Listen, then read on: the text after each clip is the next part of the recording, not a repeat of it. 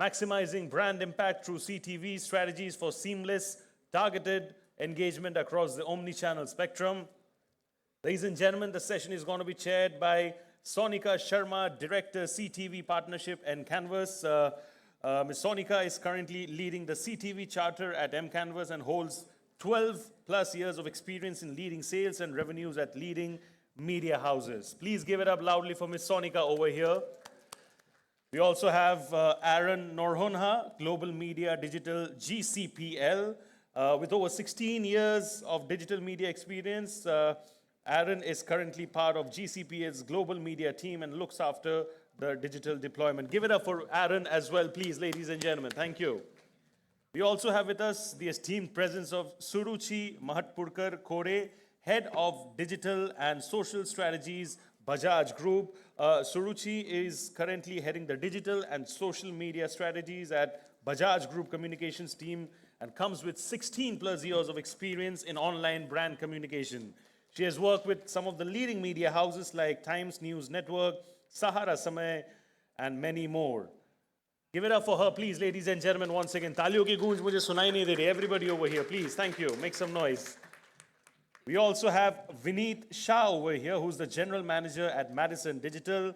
Vineet Shah currently leads digital planning and strategy for Madison Digital and holds 15 years of experience in leading strat and digital media planning mandate for brands like Marico, Asian Paints, Amazon Prime Video, Disney Studios, to name a few.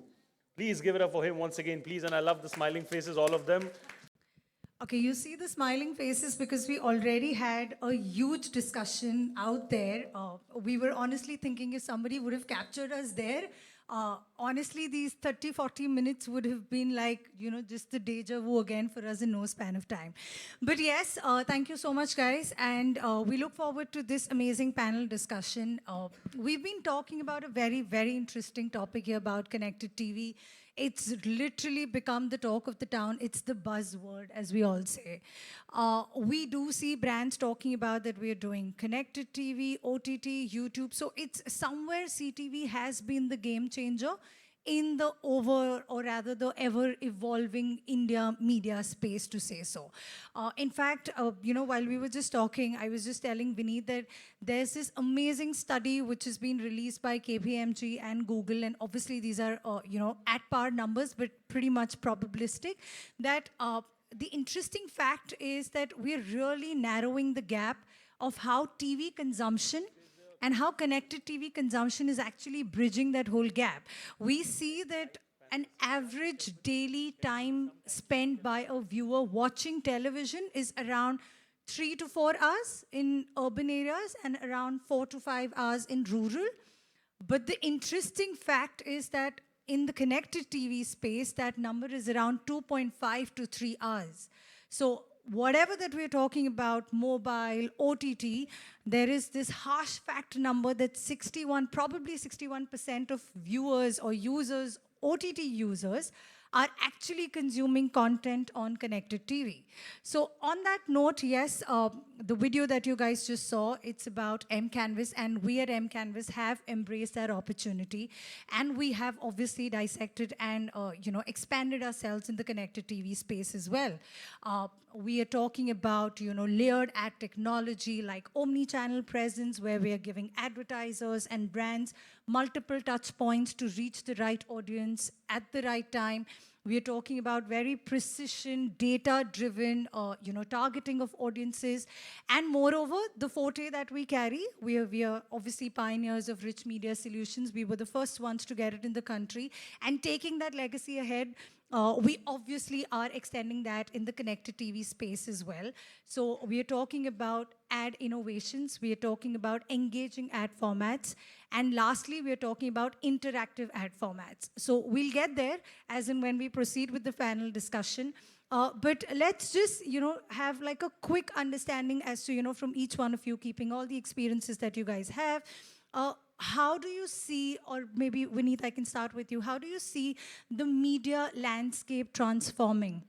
How content viewing is, just a second. Can somebody just help him with the mic? Perfect.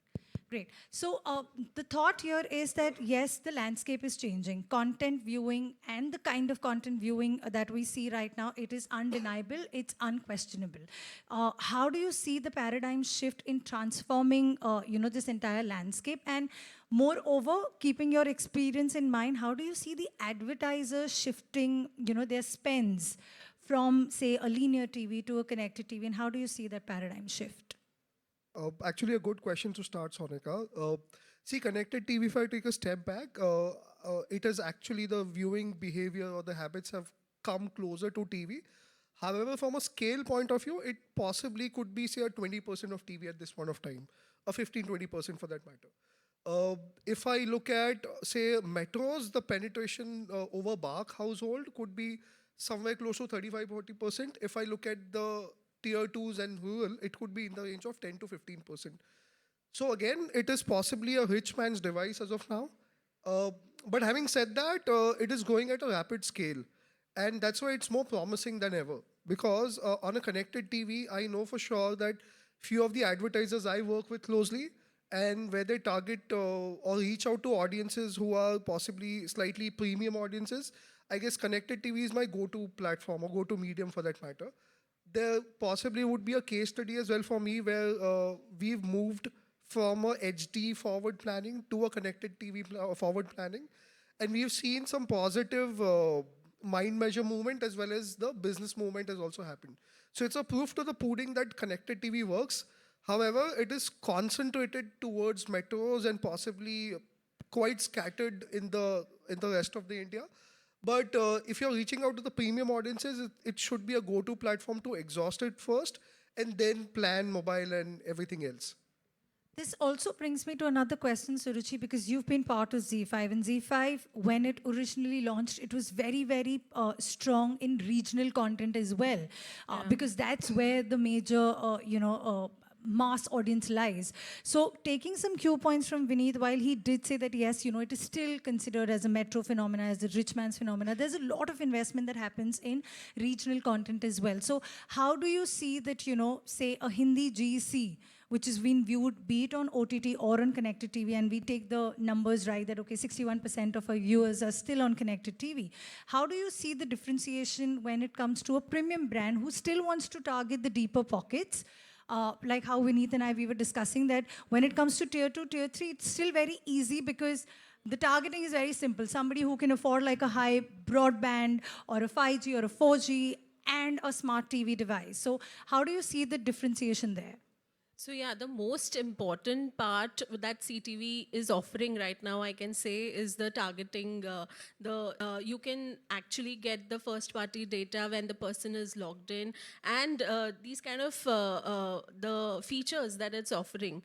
Also, because I have, like you said, with ZEE5, while I've been on the other side, where I was getting advertisers to pitch us for the innovative marketing techniques, to now where I'm working with Bajaj.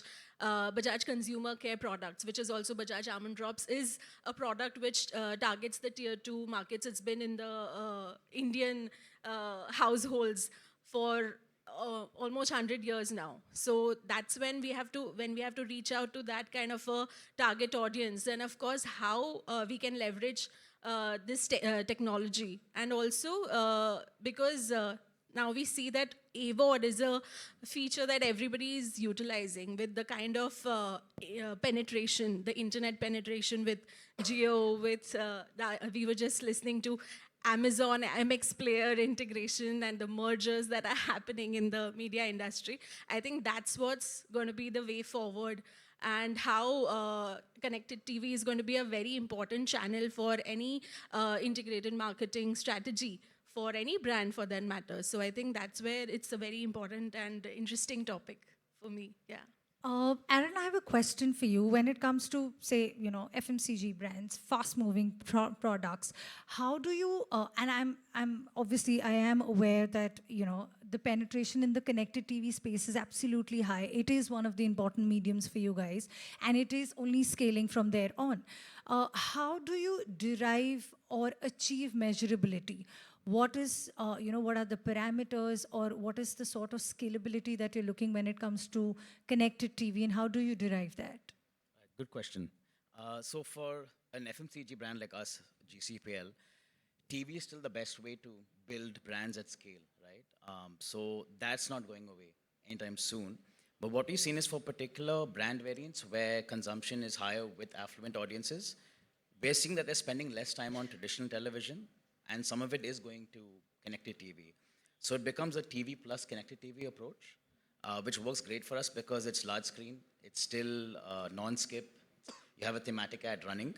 And what we've seen is for these particular brands where we've added connected TV to the mix, we've seen that our mind measures have gone up. So we track Google share of search. It's branded search against competition. We've seen that connected TV has had a positive uplift there. And we've seen sales go up. And so particularly in our air freshener category where we're the leaders, we've even launched new variants like the car freshener with connected TV. And we've seen in those markets that we've deployed connected TV, we've seen a big uplift in sales, which also helps us see that connected TV viewers and, for example, car owners, there's a high overlap. Or in other brand variants where a lot of the sales comes from modern trade or e-com, again, there's a very high overlap with connected TV. So you have to kind of pick which brands to support with connected TV, but I would caution saying that it's not TV or connected TV, it's sometimes both, depending on what you're trying to achieve. So tell me this, Vineet. You also have been part of media strategies for several multiple brands, and where do you see, this matrix or these measurement matrix scaling to, and what more do you see, being added to the emerging trends? Sure. So, Sonika, if I look at it in this way, that one is you have your typical media metrics, right? Which is your completion rates, which is your cost per reach, etc. No, those are very, they don't impact business. They possibly will make your plan look really good. But if you have to look what impacts the business, I would rather see if it's either moving mind measures, if it is moving the business needle, or possibly it is moving the mid funnel where people are searching about you. So I'm actually talking about the top funnel, which is mind measures, where basis your brand tracks, you would understand that, and there is a way to look at it. I can look at it in an isolation where I say, that, okay, this is the time when I've started connected TV, and this is the impact I've seen. I could possibly do the share of search, what Arvind talked about, where I would say that, okay, my brand share of search and the absolute search volume has actually scaled up more than where I've invested the same amount of money somewhere else. And possibly also the business needle where the business or the sales have started happening. Now, another way to look at it is if I look in isolation, I could see it, but it will actually hide the attribution part of it, where it's actually helping at the last mile or it's also helping somewhere in the middle. And that's where a triple M, which is would come in action, where it'll actually tell you that if I put the same money on other platforms, what is the impact that I've seen connected TV impacting it, and then possibly what other platforms would have done. So we should not look at it in a myopic way where I say that, okay, I've started this and it's started impacting a certain North Pole for me, a North Star for me, but we should also look at it from a triple M model where it'll actually tell me that one, it is impacting directly, but there's also an indirect impact or intangible impact that's started happening. So tell me this, when it comes to CTV, currently everybody is in the experimental phase. There are clients who are, very, very linear heavy, but obviously TV is still considered to be a little expensive medium. They have shifted, or they rather want to shift to a very funneled audience approach, targeted audience approach, hence connected TV is becoming, the current pick right now. Where do you see, experimenting like engaging ad formats? Because that's like, the new thing where people have picked up. And I remember this is like a complete, it's like a complete circle. When digital started, it was plain Jane banner ads, then we moved to video ads, then came, a range of rich media services, like rich media creators we are using, AR, VR, now AI enabled, and sorts of these things. Connected TV also is getting into that space. We are experimenting. We are also in that same bargain, to be honest with you guys. But where do you see, engaging and interactive ad formats landing? How do you drive measurability, be it the attention matrix or be it the viewability matrix, the pause and play ad, which is, which was recently, which it did grab a lot of eyeballs, but is it really, considered in the long run? So a few thoughts from all three of you, maybe when it comes to engaging or interactive ad formats on the connected TV space. I think most of these things are also going to be the wow factor. The magic of digital and connected TV is where it's about getting the audience to really like these magical things. And then that's what topicality, personalization is what catches up. So I think there's always going to be this element of a little surprise that we can offer to the audience, and that is where the creative part comes into picture, other than the technology and the actual service that's been provided by all these tech agencies. So I think that's always fascinating, and being part of the other side, I can also say that the audience is ready for it, seeing the kind of the internet penetration and also the reports that come in, because the other two companies that are under Bajaj that I also am managing is Bajaj Sugar and Bajaj Power, which is a B2B. So in that case, people who've not really seen that kind of an integration, but how we can just utilize these features to also create brand awareness, not only for sales, because most of these tools today I see are targeting towards lead generation, conversion, sales. But then brand awareness, brand building, reputation management is also part of any communications requirement, mandate per se. So yeah, that's where I think it's. So Aaron, your thoughts on it when it comes to engaging ad formats? I think, like you mentioned earlier, whenever something's really hot in digital, there's a lot of, like a rush to the gold mine and everyone's trying to try out stuff. I think definitely there's a place for a pause ad or an interactive ad, but I think, like you mentioned, because it's connected TV, it's still television in the sense. Just the content's being streamed, right, instead of beamed. So I would say start with hygiene. Like, how good is your creative? Because you have an audience that's lean back. You have the option to run a non-skip 20. But again, the same thing. Is your content engaging? Is it driving an emotional response to the brand? Is it easy to recall? And then I would say beyond that, of course, there are opportunities now where you could run a pause ad. You could potentially retarget someone on the phone and say, I have ability to close the loop online. So, but I would start with the hygiene, because I think we sometimes tend to get carried away with the innovation, but sometimes the hygiene is still missing. Also, do you agree with this, Vineet, that it is, in continuation to what Aaron said, and one more thing to it, that it still remains a very top funnel phenomena? Does it only cater to the top funnel? So there are multiple ways to look at it. One is if I take like a 10,000 feet above view of it, and if you would aware about the attention metrics, I guess larger the screen, more the attention, right? And hence cinema has the highest attention in terms of an impression being served, followed by TV, followed by OH, then by TV, and then obviously mobile comes in picture, right? Now, if I get a digital platform where I can possibly get as much as attention as TV, I guess it's possibly one thing that we should tap on. Beyond that, if there is a certain level of engagement or certain level of interactivity, obviously it builds onto it. Now, what Aaron said also makes a lot of sense, that you will actually grab users' attention till the time where it can actually, innovate in some way also, but then content also needs to be enriching. So it goes hand in hand, but certainly connected TV with engaging ad format would be a win-win situation, because you already are talking to an engaged audience. The attention is fairly high than a mobile. If possibly at a lower cost per incremental impression and reach, I can get the same user with a higher attention. Possibly it's a good way to go about it.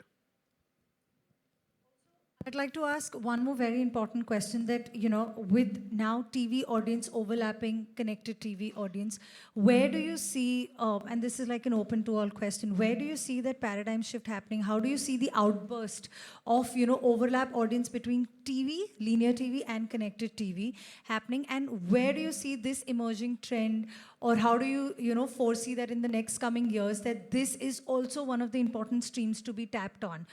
And if yes, again, the question of measurability and the ROI.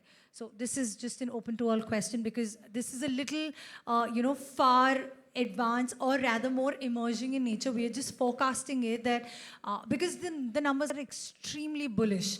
We are talking about touching approximately 60 million, 70 million households come 2025, which is in the next 365 days plus. So we do see there is a constant churn and a rapid growth for connected TV. Having said that, linear TV still holds a large ground because India as a population is still, or as a mass ground, we are still rural heavy. We are still, while at one point, we are still very youth generation led country. So where do you see the overlap and how do you see that, brands in the coming future wanting to tap such kind of a space? See, I'll start with this, and obviously the team can continue. See, the way I look at it is currently TV is not reported by BARC. So, for example, I work with two sets of clients, right? One is the CPG, the FMCG, who typically believes in reaching out to user at the lowest cost with a video, right? And the second would be the clients who love doing impact, who love do an IPL, who will do say a KBC or Shark Tank, and then connected TV is a layer that they add, so they also reach out to a premium audience. Now, if I talk about FMCG, they possibly would still not pay a higher premium to get reach out to the same user. But at the same time, if it's a premium product, they would still adopt a CTV forward approach like the one that I spoke about. If it's not as premium as a product, and they would not, as in they would mind paying an extra premium to serve the ad, there would still be more of a TV-led approach. However, having said that, if the moment BARC or any other body starts reporting the SOV that an advertiser is getting on connected TV, then you will see what is the impact that you're driving within the category, and then possibly the advertiser would also be comfortable adding connected TV in your TV plan holistically and not possibly looking at it on the digital front. Like there's FMCGs who do video planning, right? And when I say video planning, this will be TV, then possibly digital where you'll have connected TV taking the precedence and then the mobile, right? The moment this gets reported by uniform body or unified body for that matter, you would see a TV plus, which is connected TV, and then possibly you'll have a mobile stepping in for various reasons.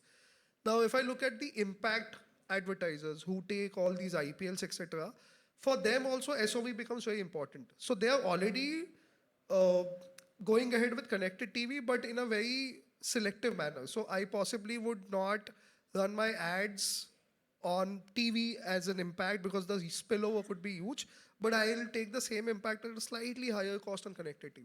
So the use case would differ for CPG versus the impact. Within FMCG also, premium versus non-premium, there would be a different approach taken. Purely because if you're cost sensitive or if you're cost sensitive of reaching to the same user with the same video format, I would pick my chances on picking the platforms that I want. But if I'm able to see what SOV it is adding in the category versus what TV also reports, I can look at a unified view, and then possibly this will start making the cut over there. That's one part. Second is connected TV is still possibly not significant in terms of the size. So it'll always be a platform where, as an advertiser, I would, if all these pointers are addressed, I would still activate it, exhaust it, and then move to the next platform because I know for sure that the engagement of the ads or content on connected TV is possibly even higher than the linear TV. Linear TV is an appointment based, so I have to sit and see this at this point of time. In terms of connected TV, you choose to see the content. The content could possibly be richer and more engaging than the linear TV, and hence the engagement is higher. So definitely this will make the cut. The advertisers will exhaust connected TV first, move to the other platforms till the time it shapes up at a certain scale. All right, keeping the time constraint, Aaron, you have something to Yeah, I add mean, to just it? to Yeah. add to what Vineet said, we're not really married to the medium, right? It starts with the consumer. So for a particular brand, if that consumer is difficult to find on TV and you need connected TV, that's how we look at that approach. And we balance out between the investment. I think to what you're saying, it's very bullish, right? Because every new TV set that's sold today is a smart TV. The price of an average smart TV is dropping. Your broadband is dropping, and you've got operators like Starlink who are planning to come in and disrupt the market, right? So it looks bullish, but I would caution saying start with the consumer, where are they spending time, and then follow it up with the media plan. Great. I'm going to probably, I think the time's up for us. I'm just going to quickly summarize this. I think, yes, connected TV is already seeing the daylight and it is here to grow. We are all in that space. We come from different arenas, from, media houses straight up, from strategy guys, and direct brands. I think with the way forward, it's going to be very interesting to see how connected TV really shapes up, how we see the shift from top funnel to somewhere, building the mid funnel. We were also talking about a very interesting ad format where, in fact, Vineet said that, some API integration where we're actually browsing something on an app and, we actually see that particular ad on connected TV. So there are lots and tons of ideas, I think, which, a lot of media houses and brands and agencies are also trying to power it here. So yes, the future does look bright. And yes, thank you so much, guys, for being a part of this panel. Hope Pleasure. we've kind of, taken care of the time here. And thank you so much, guys. You guys have been a great audience. Thank you.